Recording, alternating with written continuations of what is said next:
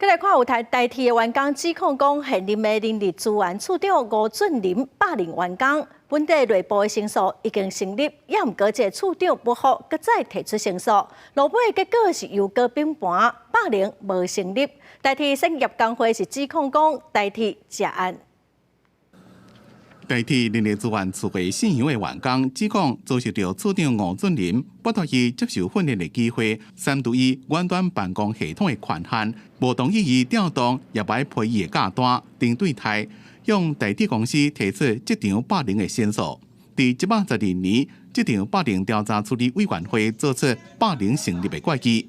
验过被指控的吴俊霖不服结果，也向代替申诉。公司另外开申诉处理委员会。推翻这场霸凌的决议。去年6月起，向台铁申诉我的主管对我职场霸凌，直到现在已经将近1年半了。台铁从一开始说会公平公正处理，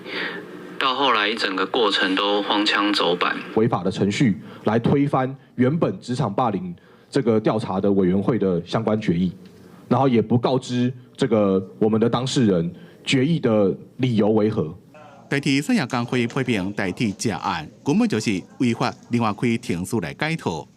也那吴俊霖也发声明讲，因为代替伫咧改制成做公司化时阵，拄到业务人力转换的问题，才有相关人员调动的考虑。另外，请假单是因为这部代理人有变动爱定送，并不是霸凌。对这件职场霸凌的案件，代替是回应讲，若是对决议不服，拢会当申诉。如果他们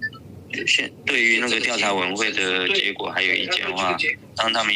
可以依相关法令规定，可以提出